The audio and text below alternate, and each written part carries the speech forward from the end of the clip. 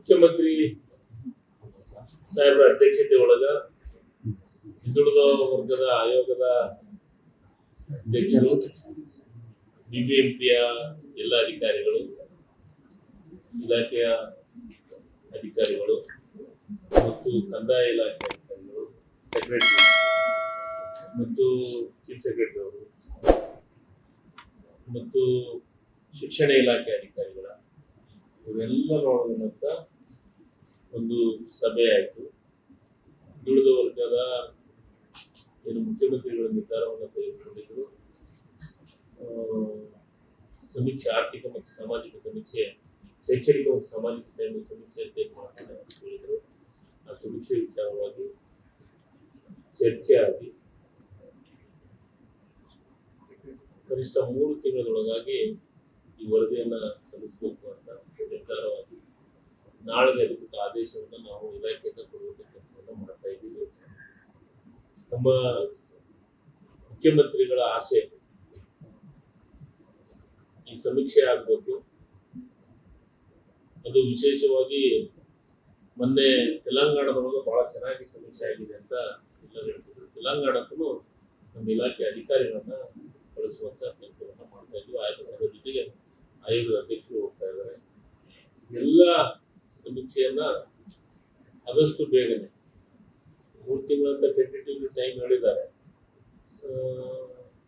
ಮತ್ತು ಶಿಕ್ಷಕರನ್ನೇ ಉಪಯೋಗ ಮಾಡ್ಕೋಬೇಕು ಅಂತಂದು ಅವರು ನಮ್ಮ ಈ ದಸರಾ ಟೈಮ್ ಒಳಗ ರಜೆ ಇರುತ್ತೆ. ಆ ಟೈಮ್ ಒಳಗ ಅದಕ್ಕಿಂತ ಪೂರ್ವದೊಳಗೆ ಅದೇನೇನ್ ಮಾಡಬೇಕು, ಯಾವ ರೀತಿ ಇದು ಮಾಡಬೇಕು, ಟ್ರೈನಿಂಗ್ ಮಾಡಬೇಕು, ಅವೆಲ್ಲ ಕಾರ್ಯಗಳು ನಾಳೆ ದಿನ ಪ್ರಾರಂಭ ಆಗ್ತಾ ಇದ್ದಾವೆ. ಅವಾಗ ಆ ಸಮೀಕ್ಷೆಗಳು ಪೂರ್ಣ ಪ್ರಮಾಣದ ಈಗಲೇ ನನಗೆ ಮಾಹಿತಿ ಮುಖ್ಯಮಂತ್ರಿಗಳಿಗೆ ಪ್ರೆಸ್ ನೋಟ್ ರಿಲೀಸ್ ಮಾಡಿದ್ದಾರೆ ಅಂತ ನನ್ನ ಮಾಹಿತಿ ಬಂದಿದೆ. ಅದೇ ರೀತಿ ಇದನ್ನ ಅಚ್ಚುಕಟ್ಟಾಗಿ ಎಲ್ಲ ವಿವರಣೆಗಳನ್ನು ತೆಗೆದುಕೊಂಡು ಕನಿಷ್ಠ ನಮಗೆ ಲಾಸ್ಟ್ ಟೈಮು 54 ಕಾಲಮ್ಗಳು ಇತ್ತು. ಈಗ ಅದಕ್ಕಿಂತ ಹೆಚ್ಚಿಗಾಗತ್ತ ಏನಾಗುತ್ತೆ ನೋಡ್ಬೇಕು. ಅವ್ರು ಸಭೆ ಮಾಡ್ತಾರೆ. ಆ ಸಭೆ ಮಾಡಿ ಆ ಸಭೆ ಒಳಗೆ ಏನೇನು ಬದಲಾವಣೆ ಮಾಡ್ಬೇಕು ಅನ್ನೋದ್ರ ಬಗ್ಗೆ ಚರ್ಚೆ ಮಾಡ್ಕೊಂಡು ಮತ್ತೊಂದು ಸಭೆಯನ್ನು ಮಾಡಿ ನಿರ್ಧಾರವನ್ನು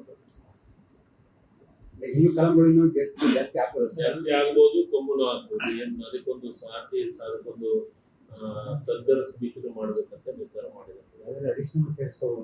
ಅದ್ರ ಬಗ್ಗೆ ಇವತ್ತು ಮೊದಲನೇ ಮೀಟಿಂಗ್ ಆಗಿತ್ತು. ಅದು ಏನೇನ್ ಸಮೀಕ್ಷೆ ಅದ್ರೊಳಗೆ ಏನೇನ್ ಸೇರ್ತಾ ಅನ್ನೋದನ್ನ ಅವ್ರು ಸಭೆ ಮಾಡಿ ನಮಗೆ ಮಾಹಿತಿ ಕೊಟ್ಟಂತೆ ಯಾವ್ದು ಸೇರುತ್ತೆ, ಯಾವ್ದು ಡಿಲೀಟ್ ಆಗುತ್ತೆ, ಯಾವ್ದು ಬಿಡ್ತೈತಿ, ಇನ್ನು ಅದಕ್ಕಿಂತ ಹೆಚ್ಚಪ್ಪ ಆಗ್ತೈತೆ, ಹೆಚ್ಚು ಕಾಲ ಮಾಡ್ತಾರೆ ನೋಡೋಣ. ಅದ್ರ ಬಗ್ಗೆ ಆಮೇಲೆ ಸರ್, ಈಗ ಸಮೀಕ್ಷೆ ಮಾಡ್ಲಿಕ್ಕೆ 15 ದಿವಸದ ಕಾಲಾವಧಿ ಅತ್ಯಂತ ಕಡಿಮೆ ಅಂತ ಅನ್ಸುತ್ತೆ. ಇಡೀ ರಾಜ್ಯವನ್ನೇ ಸಮೀಕ್ಷೆ ಮಾಡಬೇಕಾಗಿದೆ. ಇದು ಯಾವ್ದೋ ತಂತ್ರಜ್ಞಾನ ಬಳಸ್ತಾ ಇದೀರಾ ಏನು? ಇವತ್ತು ನಾಳೆಯಿಂದ ಸಮೀಕ್ಷೆದ ಎಲ್ಲಾ ವಿವರಗಳು ಪ್ರಾರಂಭ ಆಗ್ತದೆ. ಶಾಲೆ ರಜೆ ಕೊಟ್ಟದ್ನೇ ಮಾತ್ರ ಮನೆ ಮನೆಗೆ ಹೋಗಂತದ್ದು ಮತ್ತು ತಂತ್ರಜ್ಞಾನವನ್ನು ಉಪಯೋಗ ಮಾಡ್ಕೊಳ್ಳೋದು ಇವೆಲ್ಲವನ್ನು ಒಳಗೊಂಡಿದೆ.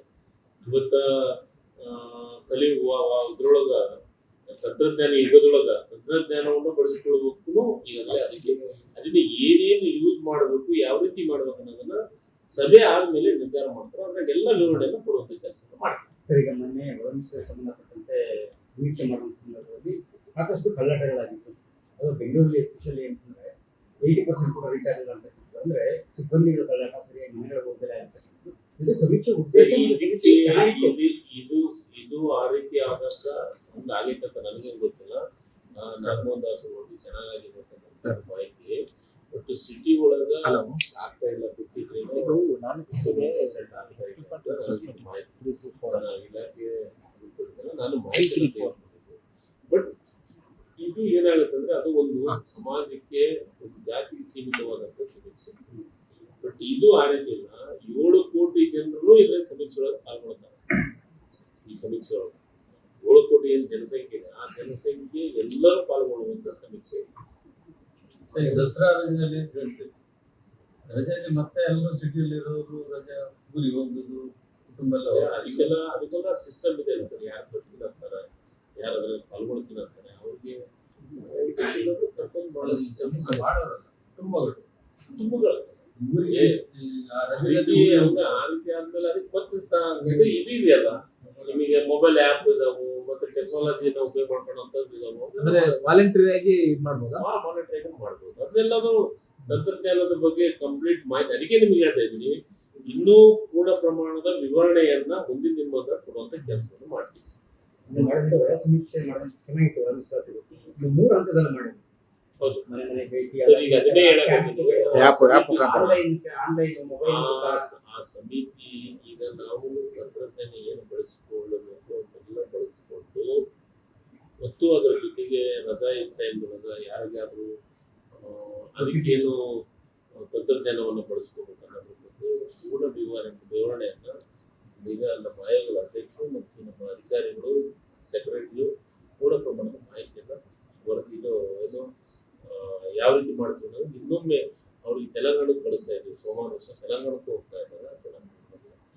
ಅಲ್ಲಿ ಅಧಿಕಾರಿಗಳ ಜೊತೆ ಮಾತನಾಡ್ತೀವಿ. ಏನಾದರೂ ಬದಲಾವಣೆ ಮಾಡ್ಬೇಕನ್ನೋದಿದ್ರೆ ಇದ್ರಾಗ ಇನ್ನೂ ಚೇಂಜಸ್ ಮಾಡ್ಬೇಕಿದ್ರೆ ಇನ್ನೂ ಹೊಸ ತಂತ್ರಜ್ಞಾನವನ್ನು ಬಳಸ್ಕೊಳ್ಳೋದು ಏನೇನಿದ್ರೆ ಅದನ್ನ ಮಾಡ್ತೀವಿ. ಮತ್ತು ಅದ್ರ ಜೊತೆಗೆ ಈ ಎಲ್ಲ ಇದ್ರ ಬಗ್ಗೆ ಕೆಲವೊಂದು ಸಲಹೆ ಕೊಟ್ಟು OTP ಇದ್ರ ಮೇಲೆ ಮಾಡಿ ಇದನ್ನು ಸೇರಿಸುವಂತ ಕೆಲಸ ಮಾಡಬೇಕು ಅಂತ ಹೇಳಿದ್ರು.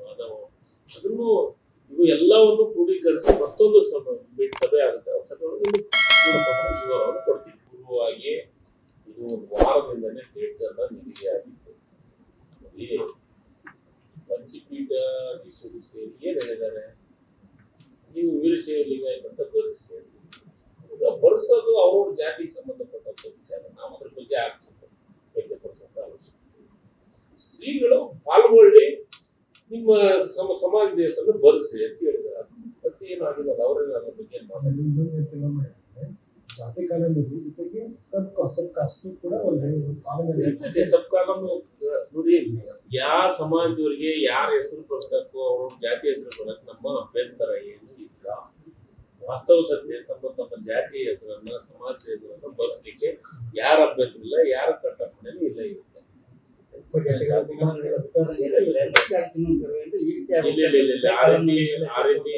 ಅದಕ್ಕೆ ನಾನು ಹೇಳ್ತಾ ಇರೋದು, ಇವತ್ತ ಸಭೆ ಮಾಡಿ ಸವಿಸ್ತಾರವಾದಂಥದ್ದು ಇನ್ನೊಂದು ಸಭೆ ಮಾಡ್ತಾ ಇದ್ವಿ. ಅದಕ್ಕೆ ನಮ್ಮ ಯಾವ ರೀತಿ ಮಾಡ್ಬೇಕನ್ನೋದ್ರ ಮತ್ತೆ ಇನ್ನೂ ಏನೇನು ತಯಾರಿ ಮಾಡ್ಬೇಕು ಅನ್ನೋದ್ರ ಮಾಡ್ತೀವಿ. ತೆಲಂಗಾಣಕ್ಕೆ ಹೋಗ್ಬಂದ್ರೆ ಮತ್ತೆ ಸರ್, ಜಾತಿ ಗಣತಿಯಲ್ಲಿ ಬಿಹಾರದವರು ಮಾಡಿ ಸುಪ್ರೀಂ ಕೋರ್ಟ್ ಅದು ತಿಳಿದಿದೆ. ತಪ್ಪು ಅಂತ ಏನು ಹೇಳಿಲ್ಲ. ಸ್ಟೇಟ್ ಗವರ್ಮೆಂಟ್ ಮಾಡಿದ್ದಾರೆ ಸರ್. ಈಗ ಸ್ಟೇಟ್ ಗೌರ್ಮೆಂಟ್ಗೆ ಅವಕಾಶ ಇದೆ. 10 ವರ್ಷಕ್ಕೊಮ್ಮೆ ಸೆನ್ಸಸ್ ಮಾಡಬೇಕು ಅಂತ ಸಾಮಾಜಿಕ ಮತ್ತು ಶೈಕ್ಷಣಿಕ ಸಮೀಕ್ಷೆಯನ್ನು ಮಾಡಬೇಕು ಅಂತ ಇದೆ. ಈಗ ಕಾಂತರಾಜ್ ವರದಿಯನ್ನ ನಾವು 10 ವರ್ಷ ಆಗಿತ್ತು ಅನ್ನೋ ಒಂದು ಕಾರಣಕ್ಕೆ ಮತ್ತೊಂದು ಸಮೀಕ್ಷೆಯನ್ನು ಮಾಡ್ತಾ ಇದ್ದೀವಿ. ಕೇಂದ್ರ ಸರ್ಕಾರದ ಮಾಡ್ಬೇಕಾದ್ರೆ ರಾಜ್ಯ ಸರ್ಕಾರದ ನೀತಿಗೆ ಎಷ್ಟು ಮಾನ್ಯತೆ ನಾನು ಹೇಳ್ತಾ ಇರೋದು, ಕೇಂದ್ರ ಸರ್ಕಾರ ಮಾಡ್ತಾ ಇರೋದು ಜಾತಿ ಗಣತಿ, ನಾವು ಮಾಡ್ತಾ ಇರೋದು ಸಾಮಾಜಿಕ ಮತ್ತು ಶೈಕ್ಷಣಿಕ ಸಮೀಕ್ಷೆ. ಅದನ್ನು ಅವ್ರು ಮಾಡ್ಲಿ ಅಂತ ನಾವು ಒತ್ತಾಯ ಮಾಡ್ತೀವಿ. ಅದನ್ನು ಮಾಡಿ ನಮ್ಮ SC ST ಗೆ ಜನಾಂಗಕ್ಕೆ 24.1% ಬಜೆಟ್ನೊಳಗೆ ಇರುವಂಥದ್ದನ್ನ ಇಡೀ ದೇಶಾದ್ಯಂತ ಅದನ್ನು ಕೊಡ್ಲಿ. ಇಡೀ ರಾಜ್ಯಕ್ಕೆ, ಇಡೀ ದೇಶಕ್ಕೆ ಮಾದರಿ ಆದಂತ ಕರ್ನಾಟಕ ಸರ್ಕಾರದ ಮಾದರಿನ ಯಾಕೆ ಫಾಲೋ ಮಾಡಬಾರ್ದು?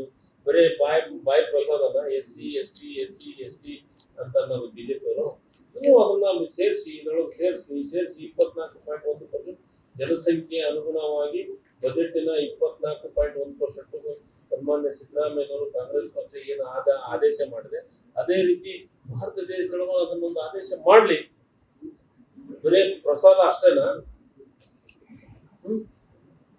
ಕೆಲ್ಸಕ್ಕೆ ಮಾತ್ರ SC ST ಗಳಮ್ಮ, ಶಿಕ್ಷಣಕ್ಕೆ ಮಾತ್ರ SC ST ಗಳ ಮಾಡ್ಲಿ. ಮಾಡಿದ್ರೆ ನಾನು ಅಭಿನಂದನೆ ಹೇಳುವಂತ ಕೆಲಸವನ್ನು ಮಾಡ್ತೀನಿ.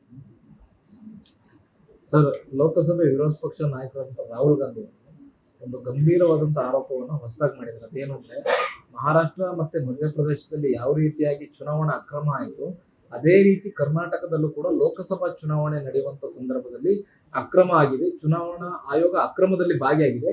ನಾವು ಬೇಕಾದ್ರೆ ನಾವು ಎಲ್ಲಾ ರೀತಿಯಾದ ದಾಖಲೆಗಳನ್ನ ಚುನಾವಣಾ ಆಯೋಗ ಕೊಡ್ತೀವಿ ಅನ್ನೋದು ಆ ತರದೇನು ನಿಮ್ ಗಮನಕ್ಕೆ? ಸ್ಪಷ್ಟವಾಗಿ ನಾನು ಮೊದಲಿಂದಲೂ ವಿರೋಧ ಮಾಡ್ತಾ ನನಗನ್ಸಿದ ಮಟ್ಟಿಗೆ ಬಹಳ ದಿವಸದ ಹಿಂದೆನೆ ನಾನು ಹೇಳಿದ್ದು ಅಕ್ರಮ ನಡೀತಾ ಇದೆ ಚುನಾವಣೆ. ಯಾಕಂದ್ರೆ ಇವ್ರು ಏನೂ ಕೆಲಸ ಕೊಡುಗೆಯನ್ನು ಕೊಡಲಾರ್ದು ಇಷ್ಟೊಂದು ಹೆಂಗ್ ಗೆಲ್ಲಕ್ ಸಾಧ್ಯತೆ ಇದೆ.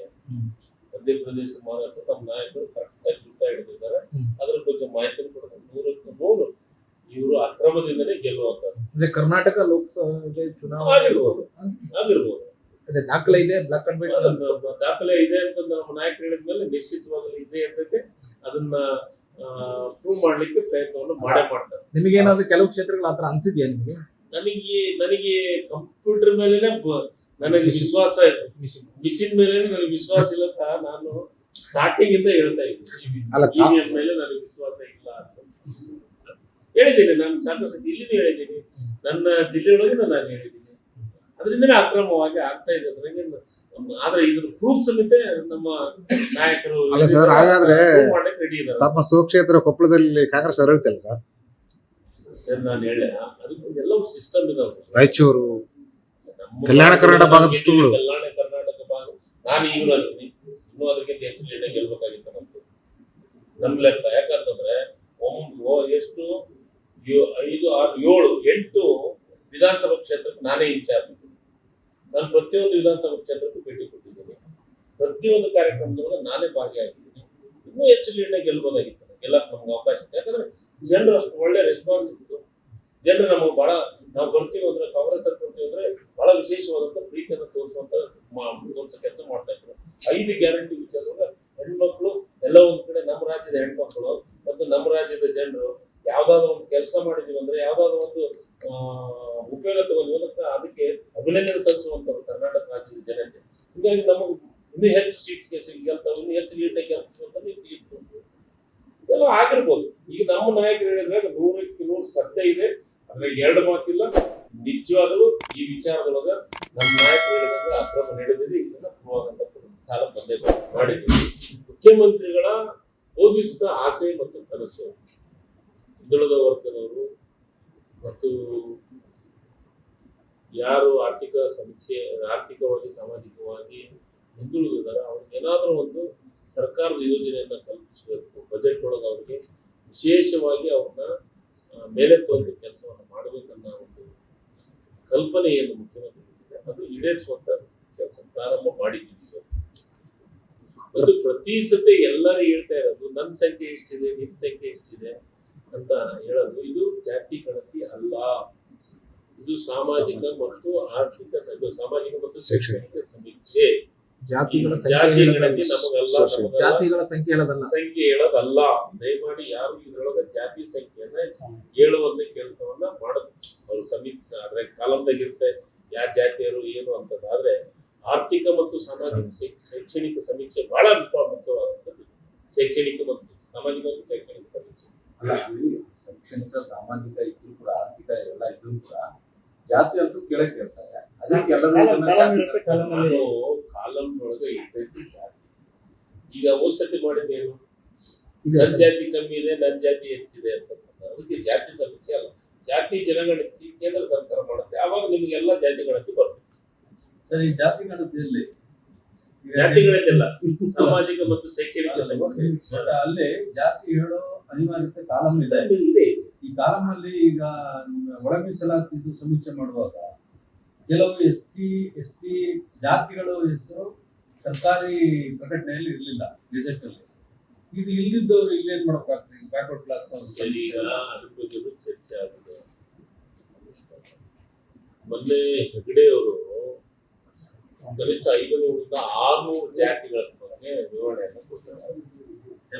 ಜಯಪ್ರಕಾಶ್ ಅಂದ್ರೆ ಅವರು ಜಾತಿ ಕಾಲಂನೊಳಗನೆ ಸೇರಿಲ್ಲ. ಈಗ ಆ ರೀತಿ ಇದ್ದಂಥದ್ರೊಳಗ ನಮ್ಮ ಭಾಗದೊಳಗ ಲಾಳ್ಗೊಂಡ್ರು ಅಂತ ಇದೆ. ಆ ಲಾಳ್ಗೊಂಡ್ರ ಜಾತಿ ಇರ್ಬೋದು, ಇದು ಬೇರೆ ಬೇರೆ ಪದ್ಮಶಾಲಿ, ಸೆಟ್ಟಿಗಾರು, ಏನೋ ಒಂದು 108 ಜಾತಿಗಳಿದಾವೆ. ಆ ಜಾತಿಗಳನ್ನು ಇದಕ್ಕೆ ಸೇರಿಸುವಂತ, ಜಾತಿ ಪಟ್ಟಿಯಲ್ಲಿ ಸೇರಿಸುವಂತದಕ್ಕೆ ಒಂದು ಸಭೆ ಮಾಡಿ ಅದನ್ನು ನಿರ್ಧಾರ ಇಲ್ಲಿ ಅವ್ರು ಏನು ತಮ್ಮದು ಏನಿದೆ ಜಾತಿ ಅದನ್ನ ಮೆನ್ಷನ್ ಮಾಡಲಿ. ನಿಮ್ಮಲ್ಲಿ ಒಳ ಮೀಸಲಾತಿಯಲ್ಲಿ ಇದ್ದಂಗೆ ಕಂಪಲ್ಸರಿ ಏನಿಲ್ಲ ಸರ್ಕಾರದ. ನಮ್ಮ ಎಲ್ಲ ಜಾತಿ 7 ಕೋಟಿ ಜನಸಂಖ್ಯೆ ಈ ಸಮೀಕ್ಷೆಯಲ್ಲಿ ಪಾಲ್ಗೊಳ್ಬೇಕು. ವಾಸ್ತವ ಚಿತ್ರ ನಮಗೆ ಬರಬೇಕು. ಸಾಮಾಜಿಕ ಮತ್ತು ಶೈಕ್ಷಣಿಕವಾಗಿ ಯಾರ್ಯಾರ ಸಮಾಜದವರು ಯಾರ್ಯಾರು ಎಷ್ಟಿದ್ದಾರೆ ಏನಿದ್ದಾರೆ, ಅವರ ಆರ್ಥಿಕ ಪರಿಸ್ಥಿತಿ ಏನಿದೆ, ಅವರ ಸಾಮಾಜಿಕ ಪರಿಸ್ಥಿತಿ ಏನಿದೆ, ಎಷ್ಟು ಮಂದಿ ವಿದ್ಯಾಭ್ಯಾಸ ಮಾಡಿದ್ದಾರೆ, ಎಷ್ಟು ಮಂದಿ ಓದಿದ್ದಾರೆ, ಎಷ್ಟು ಮಂದಿ ಓದಿಲ್ಲ, ಎಷ್ಟು ಮಂದಿ ಜನರಿಗೆ ಸರ್ಕಾರಿ ನೌಕರಿ ಇದೆ, ಎಷ್ಟು ಜನರು ವ್ಯಾಪಾರ ವಹಿವಾಟವನ್ನು ಮಾಡ್ತಾರೆ, ಎಷ್ಟು ಜನ ಕೂಲಿ ಕಾರ್ಮಿಕರಾಗಿ ಕೆಲಸ, ಎಲ್ಲವನ್ನ ತಿಳ್ಕೊಳ್ಳುವಂತ ಇದು ಒಂದು ಸಮೀಕ್ಷೆ. ಕ್ರಿಶ್ಚಿಯನ್ಸ್ ಮುಸ್ಲಿಮ್ಸ್ ಅವ್ರ ಜಾತಿ ಬಗ್ಗೆ ಹೇಳ್ಬೇಕಾದ್ರೆ ಎಲ್ಲರೂ ಹೇಳಿ ಎಲ್ಲ ಜಾತಿ, ಕ್ರಿಶ್ಚಿಯನ್ಸ್ ಸಪರೇಟ್ ಇಲ್ಲ, ಮುಸ್ಲಿಮ್ಸ್ ಸಪರೇಟ್ ಇಲ್ಲ, ಹಿಂದೂಗಳು ಎಲ್ಲರೂ ಸೇರಿ ಅವ್ರವ್ರ ಜಾತಿ ಒಳ ಜಾತಿನೇ ಹಾಗಾಗಿ ಜಾತಿ ಗುರುತಿಸ್ಕೊಂಡಿದ್ದಾರೆ. ಮುಸ್ಲಿಮ್ಸ್ ಕ್ರಿಶ್ಚಿಯನ್ಸ್ ಎಲ್ಲ ಆ ಥರ ಗುರುತಿಸ್ಕೊಂಡಿಲ್ಲ. ನಿಮ್ದು ಎಲ್ಲರೂ ಬರ್ತದೆ ಎಲ್ಲ. ಲೇಟೆಸ್ಟ್ ಹಾಗೂ ಇಂಟ್ರೆಸ್ಟಿಂಗ್ ಸುದ್ದಿಗಳಿಗಾಗಿ ಬಾಸ್ ಟಿವಿ ಕನ್ನಡ ಚಾನೆಲ್ನ ಸಬ್ಸ್ಕ್ರೈಬ್ ಮಾಡಿ. ಹಾಗೆಯೇ ಬೆಲ್ ಐಕಾನ್ ಪ್ರೆಸ್ ಮಾಡಿ. ಇದರ ಜೊತೆಗೆ ಫೇಸ್ಬುಕ್, ಇನ್ಸ್ಟಾಗ್ರಾಮ್, ಎಕ್ಸ್ನಲ್ಲೂ ಮಿಸ್ ಮಾಡದೆ ಫಾಲೋ ಮಾಡಿ.